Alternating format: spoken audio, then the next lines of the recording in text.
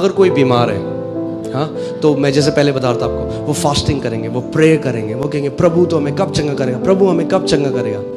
अगर उसकी जगह परमेश्वर के वचन में जो प्रतिज्ञाएं चंगाई की, वो उनको लेते, उन पर मनन करते, उनको अपने दिल में डालते, कोई भी बीमारी इतनी पावरफुल नहीं है जो वचन के विरोध में खड़ी रह सकेगा। मैं ध्यान धर कर वचन को सुनने वाला विश्वासी हूं। आमीन।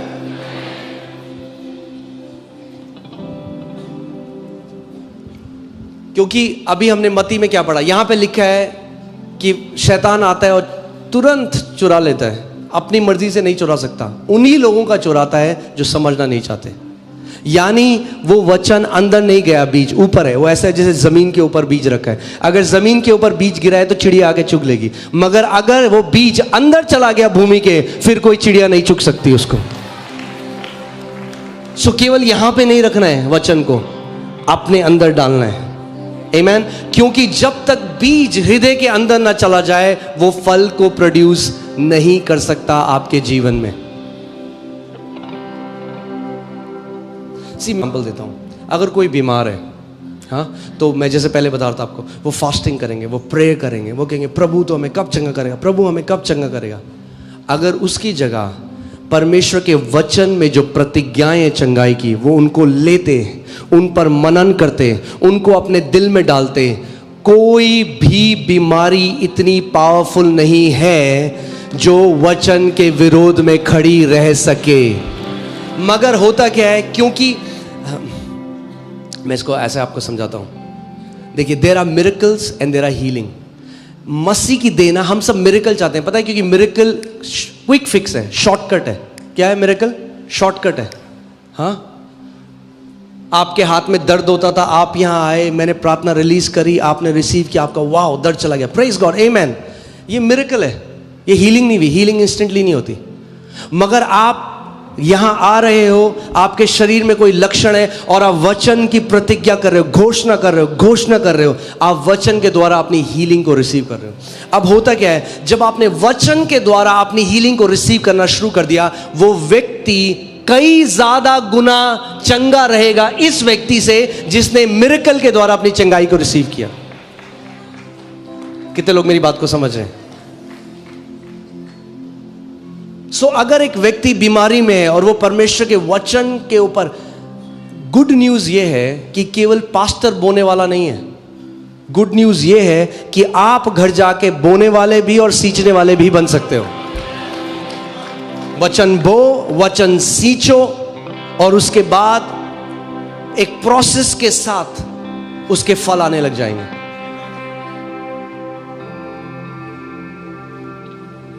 आमीन।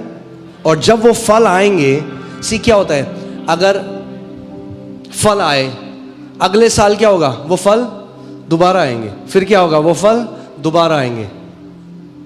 मगर जो परमेश्वर के राज्य का पेड़ है, जो हम लोग हैं, उनके पत्ते कभी मुरझाते नहीं, हाँ, और उनके फल कच्चे गिरते नहीं। सो आपके पत्ते कभी नहीं मुरझाएंगे, ना आपके फल गिरेंगे। आमेन। आप एक ब्लेस्ड लाइफ जियोगे। मैं आपको बता रहा हूं, अगर ब्लेस्ड लाइफ जीनी है तो एक ही तरीका है, परमेश्वर के वचन के द्वारा।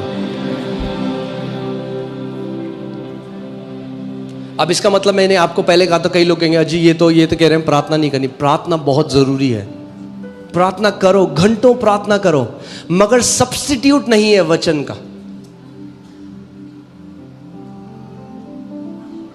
क्योंकि अगर आप वचन के द्वारा परमेश्वर को नहीं जानते, तो अगर आपका एक एनकाउंटर भी होगा, आप उसको गलत समझ सकते हो। मैं आपको बताता हूं कैसे। एक बार जब मेरे को एक नर्व डिसऑर्डर था, जिसमें मुझे पेन होता था, बहुत तेज पेन होता था। वो ऐसा पेन होता था कि सब, एक माँ जब एक बच्चे को जन्म देती है, उससे भी तेज वो दर्द होता है।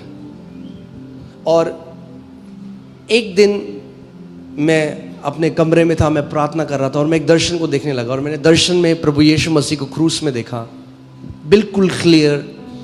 और मैंने देखा कि वो क्रूस में, और जैसे साइड से पवित्र आत्मा ने मुझे उनका चेहरा दिखाया, और वो जो कांटों का ताज उन्होंने अपने सर में पहना है, और करीबन इतना लंबा जो कांटा था वो यहाँ से निकलकर उनकी आंख से बिल्कुल उनकी आंख से छूता हुआ ऐसे बाहर आ रहा था यहाँ तक। और जैसे ही मैंने उसको देखा, मेरे मन ने क्या बोला, अरे तेरा दर्द तो कुछ भी नहीं है जो मेरे यीशु ने सहा, है ना।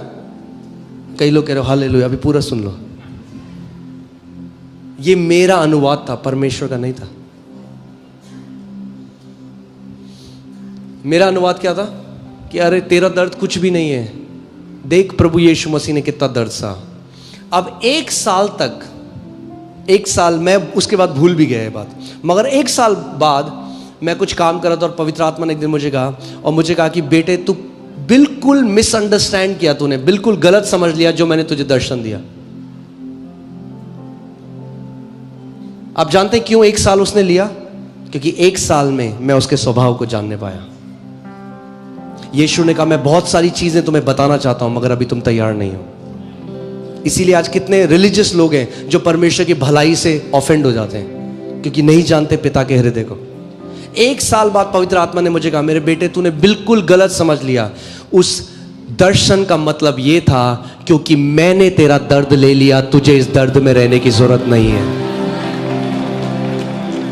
आप समझ रहे कितना ईस्ट और वेस्ट मैंने इंटरप्रिटेशन किया उसका। इसीलिए हमें वचन चाहिए, इसीलिए परमेश्वर ने शिक्षक रखे हैं देह में, इसीलिए आपको जरूरत है एक पास्टर की जो एक सही इमेज पिता की आपको बता सके। मगर उसके बाद जब आप वचन, जब प्लांट कर दिया गया सीड, एक बार आप बो दिया गया, अब आप उसको सींचते जाओ जब तक फलों से भर न जाए आपका जीवन। आमीन। सो इन दोनों व्यक्तियों का उदाहरण सोचिए। एक व्यक्ति बीमार होता है, दूसरा व्यक्ति, उन दोनों को सेम सिचुएशन है। समझ लीजिए ट्यूबरक्लोसिस है, टीबी है, टीबी की बीमारी है, लास्ट स्टेज है, खांस रहे हैं, दर्द हो रहा है, और एक सोच रहा है मैं क्या करूं, मैं कौन सी मिनिस्ट्री में कॉल करूं, मैं कहां जाऊं। और दूसरा व्यक्ति कहता है अच्छा मैं एक काम करता हूं, सारी जो प्रतिज्ञाएं परमेश्वर ने मेरे को चंगाई की दी है मैं उनको निकालता हूं, मैं उनको लिखता हूं, मैं उनको बोलता हूं, मैं उन पर मनन करता हूं, तो हल्के हल्के परमेश्वर का जो वचन है वो उनके कहां जाने लग जाएगा, हृदय में जाने लग जाएगा। जब एक बीज, इस बीज के अंदर जीवन है, जानते हैं आप इस बीज के अंदर जीवन है, हाँ। जब एक बीज भूमि के अंदर जाता है, कहां जाता है, भूमि के ऊपर नहीं। अगर ये भूमि के ऊपर है तो चिड़िया आके चुग लेंगी इसको, ये नाश हो जाएगा, इसका कोई वैल्यू नहीं है। ऐसे ही जैसे बीज भूमि के ऊपर है, वैसे ही बाइबल ऐसी है हमारे हाथ में, इसकी कोई वैल्यू नहीं है। हाँ, कई लोग दुष्ट आत्मा को निकाल रहे होते हैं बाइबल करके। अरे जब तक ये आपके हृदय में ना जाए, ये केवल एक लेदर कवर्ड, ये स्याही और वाइट पन्ने हैं। सो जब अब वो व्यक्ति जो है, एक व्यक्ति है वो जा रहा है अलग अलग मीटिंग में, और अच्छा है, आप इसको गलत मत समझिएगा, गो get your healing, it's not wrong, but don't live by that. उससे ही जिंदा मत रहो। परमेश्वर ने रखे हैं गिफ्ट्स, परमेश्वर ने अभिषेक रखा है अपनी देह में, परमेश्वर लोगों को स्पेशली अनॉइंट करता है इसके लिए, वो अच्छा है। मगर साथ में आपको मिरेकल मिला, मगर साथ में इसको भी करते रहो कि ताकि आप चंगा जी सको। आमीन। सो ये जो दूसरा व्यक्ति है, इसने सारी प्रतिज्ञाओं को निकाला। अब हर रोज ये इन प्रतिज्ञाओं की घोषणा कर रहा है व्यक्ति, सुबह शाम, परमेश्वर लिखा है। हाँ, परमेश्वर का वचन कहता है पुट मी इनटू रिमेम्बरेंस। आप जानते हैं क्यों परमेश्वर ने ये कहा? इसलिए नहीं क्योंकि वो भूलने वाला परमेश्वर है, वो कुछ भूलता नहीं है, वो तो आदि और अंत है। जो एक एक विचार हमारे मन में उठते बैठते हैं वो सब जानता है। क्यों परमेश्वर ने कहा पुट मी इनटू रिमेम्बरेंस? क्योंकि वो चाहता है that you will remember it. वो चाहता है कि आप स्मरण रखो उसको। तो आप परमेश्वर के पास उसका वचन लेकर जाओ। क्यों? क्योंकि वो जानता है जो उत्तर आपको मिलेगा वो उसके वचन के द्वारा मिलेगा। और सबसे अमेजिंग बात क्या है, आप परमेश्वर को बोल सकते हो पिता लिखा है, आप शैतान को बोल सकते हो शैतान लिखा है। आमीन। और मैं परमेश्वर से क्यों गिड़गिड़ाऊं उस प्रतिज्ञा के लिए जिसके लिए उसने पहले से मुझे हां बोल दिया है। जब पहले ही परमेश्वर ने मुझे एक प्रतिज्ञा दे दी है, मैं क्यों ना उस पर विश्वास करूं।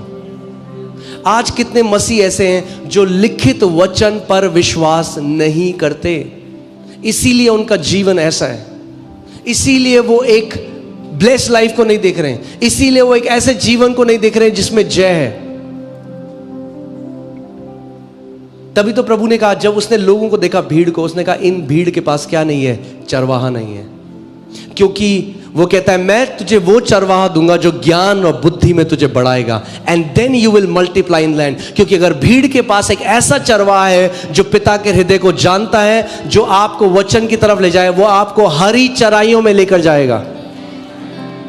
आमीन। हरी चराइयां मतलब अबंडेंट सप्लाई, यानी सप्लाई आपके जीवन में, ऊपर नीचे नहीं रहेगा आपका जीवन। क्या करोगे? आप वचन के बीज को बोने वाले बन जाओगे।